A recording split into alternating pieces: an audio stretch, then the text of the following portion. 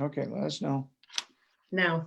Okay, it's live. Hey, welcome. Welcome to the Deal Doctor live stream. It's 1 o'clock, and we have a couple of special guests, Tracy Johnson, Kim Anderson, and Doug Hale. Here he is. Let's hear it for Doug. It made it. He made Yeah, it. the techie challenge guy. We're here, Doug. We're here. We've been working to get Doug to be able to join the group here today. This is really an exciting day, information that we're going to share. Writing strong offers. This question came up about a month ago. Can the broker support team create a document that is going to help agents out there who are working with buyers to write the strongest offer possible?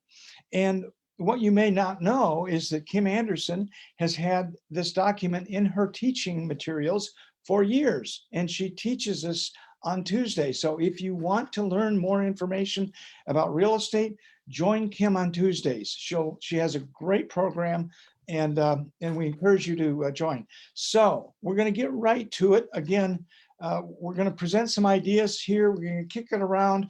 We're going to watch for your questions on Facebook. You can post them and we will answer them in real time, or you can post them later. So I'm going to start out with Kim and say, Kim, what do you got? What's the best idea for a buyer's agent today to help their buyer win when they write an offer?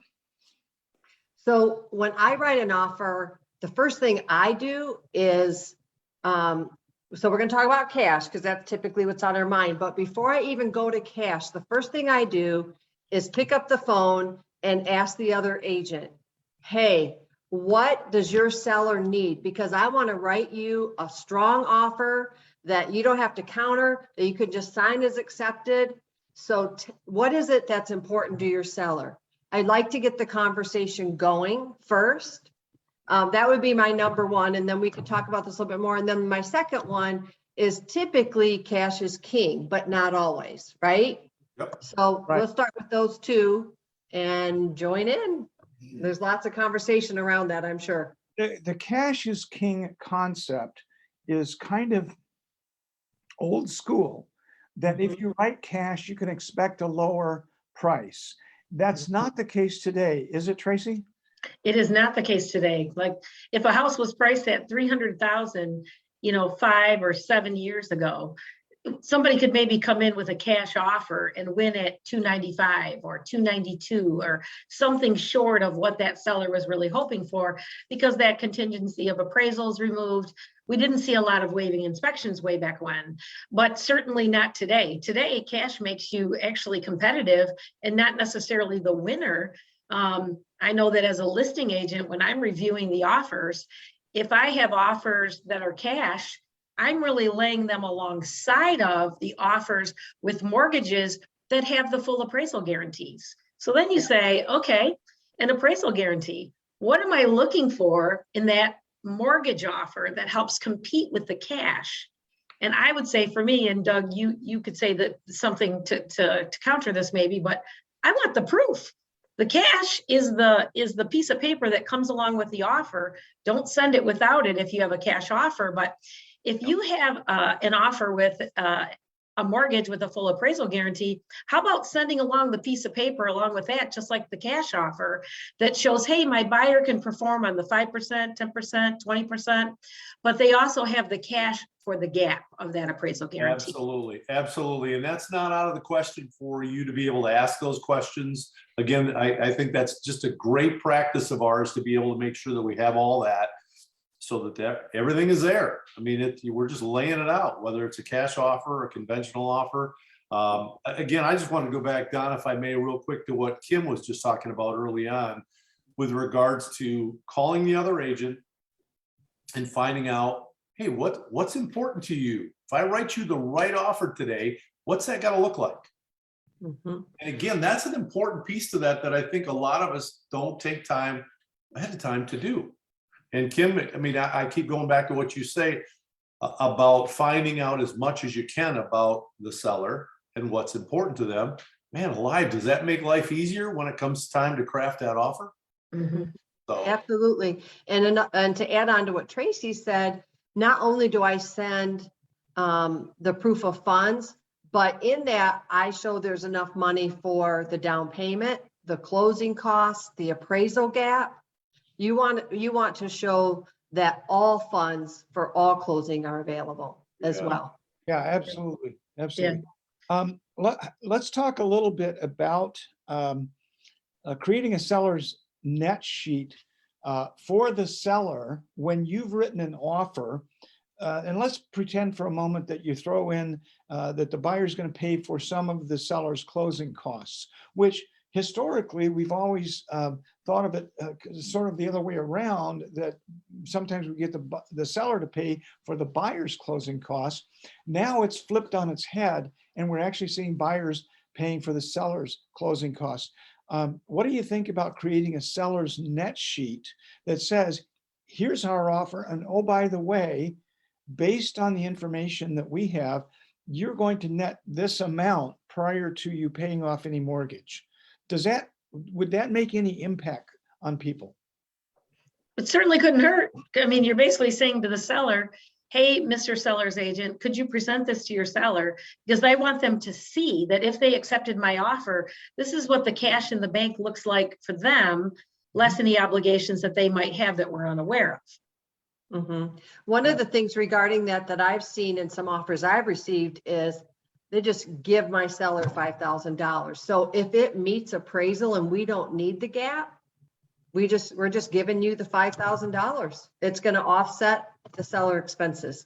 Yeah, or any portion of that. So if it comes in, let's say you got $5,000 appraisal gap guarantee, as you mentioned, and let's say it comes in $3,000 lower than the purchase price, the appraisal, then what you're saying is the buyer is just going to give the additional $2,000, the remaining $2,000 to the seller as proceeds from the sale. That's what you're.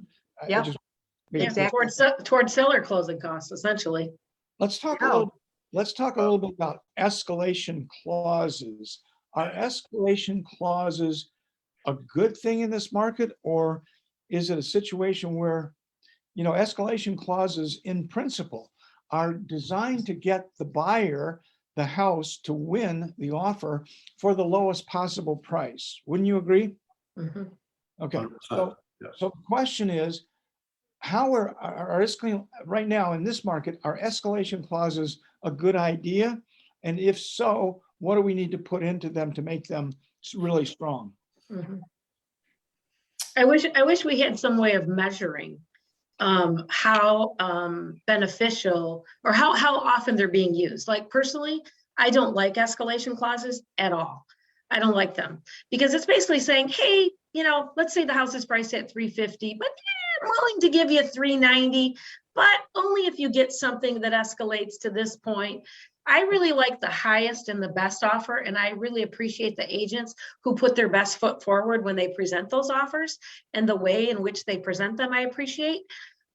So while on one of my last listings, we used the escalation clause for the winning offer, I don't necessarily like them.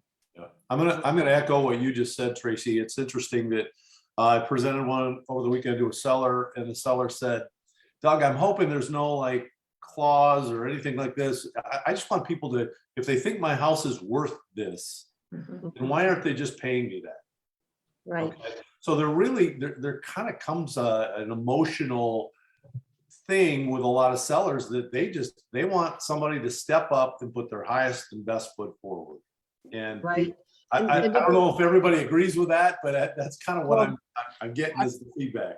I was a big fan of escalation clauses when we had a market that was moving up, and in a lower market, a more balanced market. Sure. But I agree now, markets always shift. And so I think we're in that sort of shift right now. And the example that I give is kind of like the Price is Right. You see the washing machine and somebody says, I'll bid, $500, and the next guy bids 501. And we all sit there going, what a jerk. And that's kind of what an escalation. Isn't that true? But That's a great example. I'm going to use that, Don. I am totally going to use that. Absolutely. I mean, I'm not. that's really what an escalation clause is, isn't it? So use them. If you do use them, we actually have language for you in the clauses section on .loop. It's there for you to copy and paste and put in there. And next week, just not to get ahead of you, but next week, Eric and I are going to talk about whether or not escalation clauses can be ramped up, whether you ratchet them up in a competitive situation. But I want to stay on this topic. So let's Yeah, go. I have a question for you on that, Don. Go ahead. Let's do it. Is an escalation clause valuable if we don't add an appraisal gap to it? Because I can escalate 50,000 over, but if it doesn't appraise, what good is it? That's an excellent point. Absolutely. And we are seeing escalation clauses going up 50, 60 or more $1,000. So if they don't have the money, if it doesn't include an appraisal gap guarantee, then it's pretty much worthless. So I would totally agree that they both have to be in a purchase agreement. And we do have the appraisal gap language in .loop as well, but you need to use them both. I totally agree with that. And Okay. To go back to, sorry to interrupt, Don, but to go back to what we just talked about early on in this conversation, again, how important is it to find out as much as you can about the buyer's funds, where they're coming from? Again, that's something we need to really understand early on, so that when we do get into these discussions about escalation clauses and things like that, people know where the money's coming from, right? Because they're going to ask. Somebody's going to ask. And a practice that I have had for many, many years, from virtually the day I started in this business, is I do what's called CITO, come into the office, come in and sit down with me. Now, that may be Burger King, it may be Panera, wherever it is, I'm going to sit down with that buyer before I jump in my car, and especially with today's gas prices, run around everywhere and show them a bunch of houses when I don't know what their ability to buy is, and to make sure that they understand the process and the challenges, the hurdles that they're going to face in this particular market. Wouldn't you agree? 100%. 100%. Yep. And the more that discussion happens up front, again, the more the expectation is set. Right? Yeah. Here's what it's going to look like. So just remember what I said now, because we're going to experience that. So that's a great way to set expectations day one. Let's talk about financing. Give me, Tracy, give me a few tips on financing. Well, financing, I mean, number one, it's about education and educating your clients about where to get pre-approved, who are working with a local pro. Number one, a lot of times people are using the internet as a way of finding their lender. That person's not always somebody that can walk in my office and sit down. So educating them on, that the piece of paper is just a piece of it, but I have to communicate to the person on the other side of this transaction who's going to communicate to the seller. So my ability to talk to the seller is a few layers deep. So when I'm able to call that listing agent and say, hey, let me tell you about my buyer, but more importantly, let me tell you about their lender. And I've worked with this person for this length of time, or they're a local person. It's the bank at the corner of First and Main. There's a piece of that that's very important to this conversation. From there, I think, Don, you've talked about some of these things in the past, just small little things like talking to your client as to whether or not you could have a conversation with the lender about putting a credit score on that piece of paper. If they're a first-time buyer and they're putting 5% down, maybe they're a 20% down buyer, but they're only putting 5% down. And they might be only putting 5% down because they're trying to keep some of these dollars back in their pocket to compete in this crazy market for the appraisal gap guarantees and things like that. I'll tell you, it happened to me just recently. In fact, in December, I wrote an offer on a $335,000 listing. There were multiple offers. My buyer had an 810 credit score. We provided that to the agent and we won. And when the agent called us to tell us that we won, he said, I knew that you could get the deal done with a buyer that had an 810 credit score. That was the bottom line, period. Yeah. So Yeah. if you're not putting their actual credit scores or FICO scores into the pre-qualification letter, I've asked lenders to do it. Sometimes they'll say, well, that's a violation of privacy. No, it's not. Not if they authorize you to give that information in their pre-qual letter. But if they won't, then provide the FICO report from Experian or TransUnion or whomever. It works. It wins. So Yeah. Listing agents are trying to qualify people by what's on paper. And sometimes it's 25 different sets of documents from 25 buyers. So anything you can do to set I wrote an offer last night. And with my offer, I sent along the confirmation of the inspection that I had already made for Wednesday at 12 o'clock. Like in preparation for my acceptance, attached, please find, here's all the documents, include the kitchen sink, give them everything. exactly. Maybe not your firstborn, but maybe. Hey, Tracy, you did say something that sticks out in my mind, that every time we talk about financing, how important is a local lender? I'm asking the question because I say that every time. I'm just caught saying, let's check with someone locally. And 9 chances out of 10, someone else is going to know that same lender.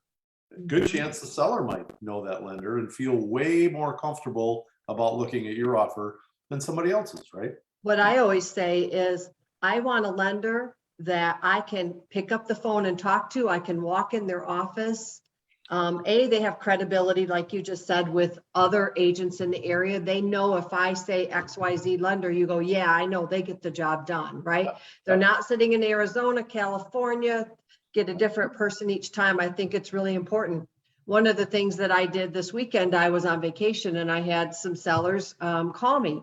And I love working with a lender because I got to sit on the beach while my lender called and got all their information, figured out what was the best way to compete, got it all sorted out. The other thing is sometimes buyers don't want us to know all their portfolio, right?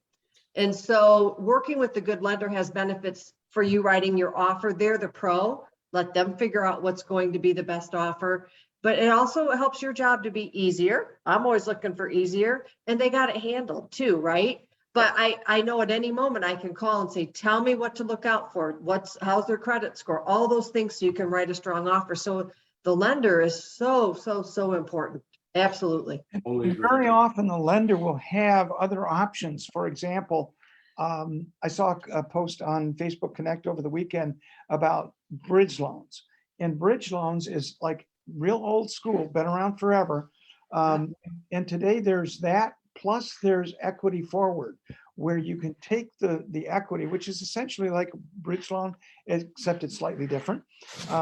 Nevertheless, it allows you to write an offer for your buyer that is not contingent upon the sale of their underlying home. I think that's powerful. Mm-hmm. Yeah, For sure. yeah. Financing is a big topic, but it's so important. One more thought on that is, I know listing agents get super overwhelmed and their phones are ringing off the hook and they may not pick up. So one idea, and last summer, my buyer won because the lender called up and talked to that agent, and it was in the balance between my buyer and another one. And we won because that lender gave the confidence to that seller that they were picking the right buyer. But one thing that we talked about when we wrote this paper is make a quick 20 or 30-second video from the lender and text it over, because they may not pick up the phone.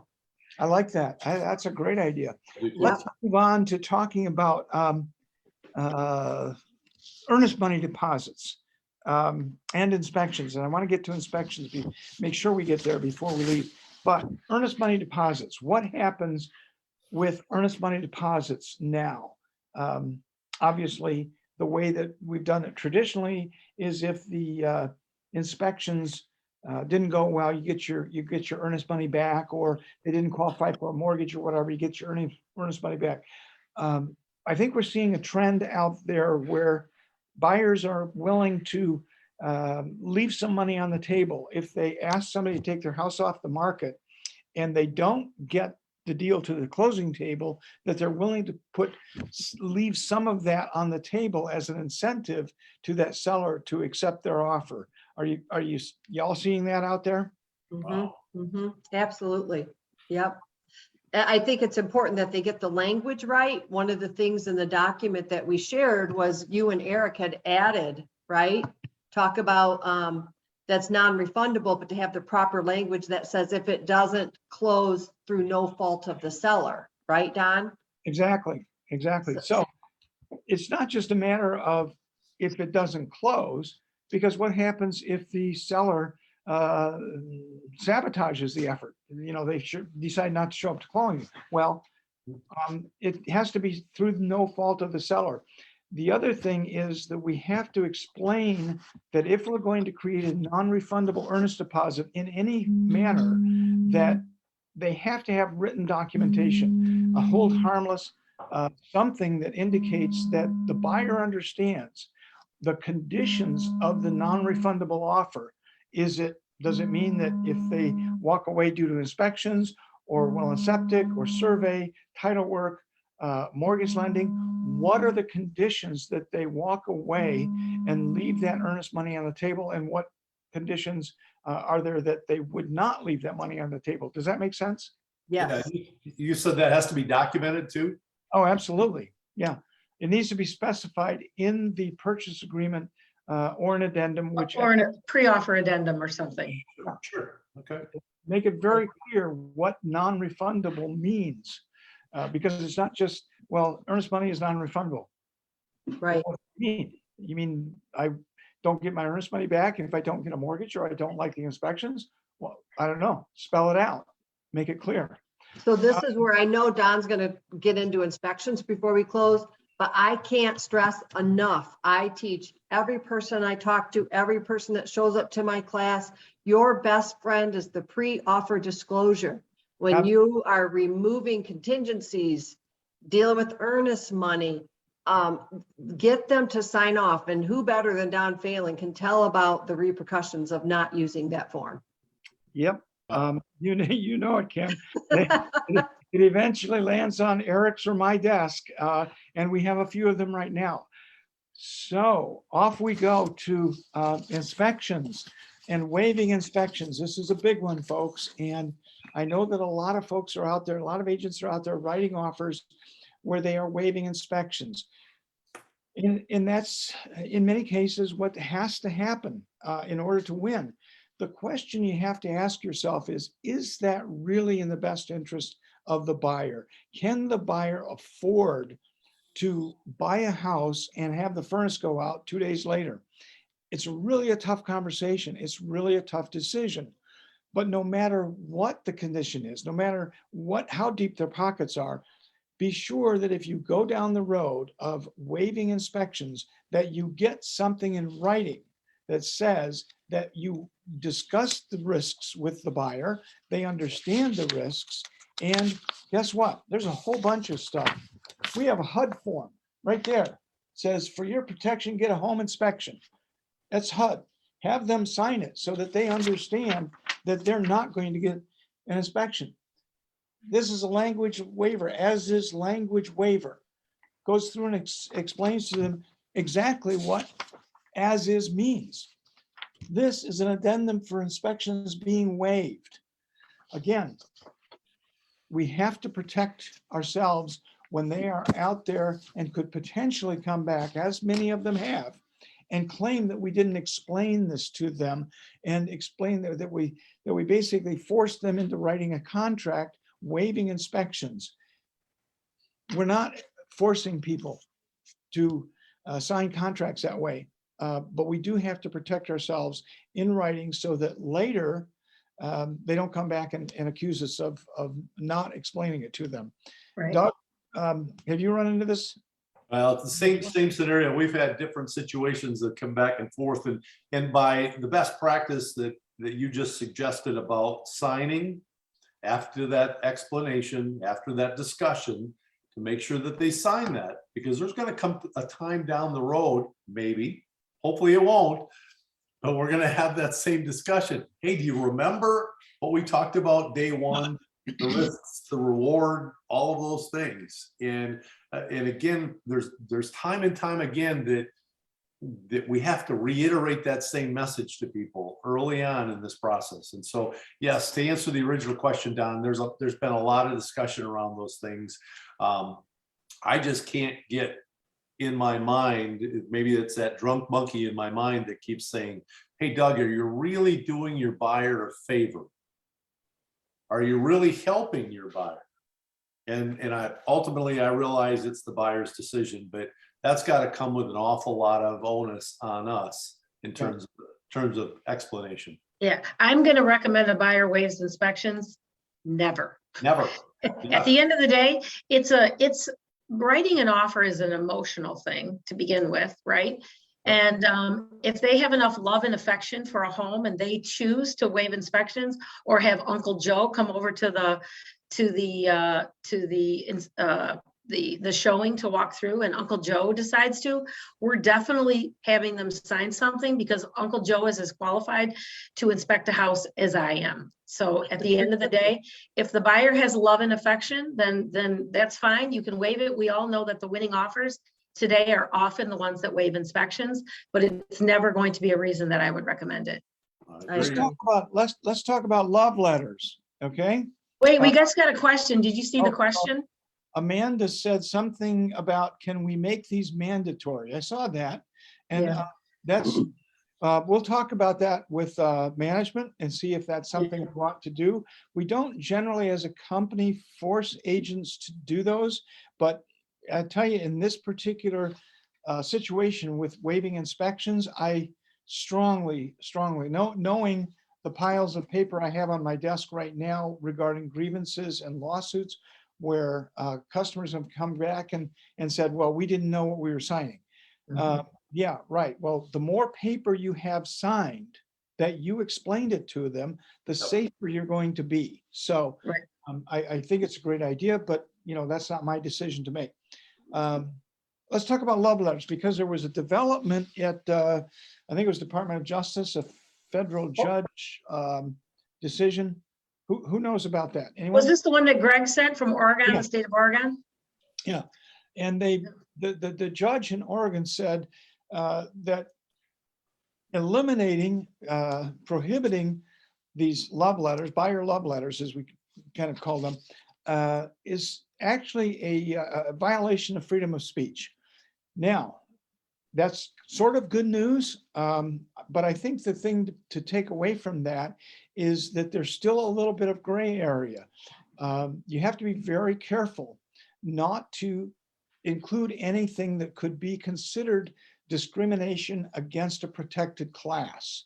And that's, even though the judge found that in favor of free speech in this particular case, free speech only goes so far as it starts to butt heads with discrimination. What do you share your thoughts on that one? Well, Go ahead. Well, I've seen this work even in my seller side, not so good, because in this case, my seller was a veteran and the buyer was a veteran, and there's so much influence, right? It wasn't really the best offer, and my veteran took the other veteran. Now, that's a win for veterans. I'm just saying my point is they became emotionally attached, and so they chose because of that person's status. And that's where we want to be really careful. So I think it even influences our sellers and buyers in both directions. I think it's such a tough topic, but that's just one experience I've had, and they really attach to that emotional experience. And it may have pushed out some other people, right? Based on their status. Absolutely. And personally, I can't think of a group that is more deserving of preference than our veterans. But again, that's how powerful they are, right? They're powerful. Yeah. That's the purpose of the love letter. It's to tug at your heartstrings. Yeah. That's why they write them. That's why the cute little picture of the little family or the dog, or depending on what area they're trying to appeal to, this is why it's included. Right. And that's my whole point. They're very powerful, good, bad, and different. Yeah. And I think it is best to leave them out. So Don, is there a ruling? Is there a 5-star? I get this question a lot, where we do or don't allow them. Is there a policy with NAR, with 5-star? I'm not aware of one. I'm not aware of one either, and Okay. I put that out to Paul and Greg, but I don't think there is. And I don't believe there will be, so long as agents are careful that whatever they are getting their hands to send over to a seller does not have information that can be gleaned from that letter that could be used to discriminate against a protected class. That's really the key element here. Right. I had my nephew, who was a member of the Kennel Hills Band. I wrote an offer for him, and we knew that the seller was the parent of other kids that they had been in the Kennel Hills Band with. Well, guess what? We won. There wasn't anything discriminatory about that because kids in other bands were not being discriminated against. I mean, Mhm. that's If I'm not a band member, I'm doing okay, right? Is that what you're saying? pretty much. So, but we just have to be really careful. And I think they're okay as long as there's nothing in the information that could be discriminatory against a protected class. So, do we have any questions before we all sign off here? Any questions that anyone out there can pose? I'd like to make one comment. Here's how I present. Tracy calls it a backpack. I call it a toolbox. But when I sit down with my buyers, I say, you know what? I got a whole toolbox full of tools. I'm going to share them with you. That's where you have this little cheat sheet that our team made for you. I say, I'm going to share these tools with you. You tell me which tool you'd like me to use. There you go. Which one, what's your strategy? Right? Yeah, you get Like- lay out the pros and cons. It's Yes. not, this is not a simple situation where you can say, here, I'm sharing the offer via dot loop, go through and sign it. Yep. You really need to walk through every step and explain the pros and cons of whatever it is you're going to do so that they understand that what the consequences are of Yes. regarding what they're signing. And Yep. next to that should be your pre-offer disclosure form. Absolutely. And I think lastly, use, if you haven't downloaded the Star Title One app yet, you should download the Star Title One app. If, what we're hoping is that, our new to industry agents are watching this. They're going to learn what that Star Title One app can do for them. If you have a buyer, what are the implications of offering an appraisal gap guarantee? What are the implications of money down, increasing earnest money deposits, 5% versus 20%? It's going to break those numbers down for them. And yes, their lender is the pro, but you can be giving them an idea and using these tools to make yourself look like a pro. Yep. You talked about the Star Title app, like net sheets. Who gives a net sheet when they put in an offer, right? Very few, but be the pro. Make sure you're the difference. That's good. Now, we showed you some documents here, and you may wonder where to get them. I know that they're on dot loop. I can't tell you right now exactly where they are, but they are on Facebook. If you go to the Facebook Connect page and you scroll over to the More button on the top section where it says About and Discussion and so on, if you scroll over to More, click on that, you get a drop-down button that says Files. Click on Files, and it will pull up right at the very top, Writing Strong Offers, what we've just shared with you. For your protection, get a home inspection, as is language waiver, which I shared with you, and the addendum for inspections being waived. There are also escalation clauses and much more. So I hope this is helpful. Any other quick comments before we leave? Yeah, if you don't have Facebook, they were also emailed to you. I think the regarding was Writing Strong Offers. It would have been in your email a couple of weeks ago. Okay. you. Lively session, a lot of information. Thanks for joining. And Eric and I will see you next week. All right, Don. everybody have a good day. Bye, Put on your guys. running shoes. We're getting ready to go. That's it. Let's go. All right. All right.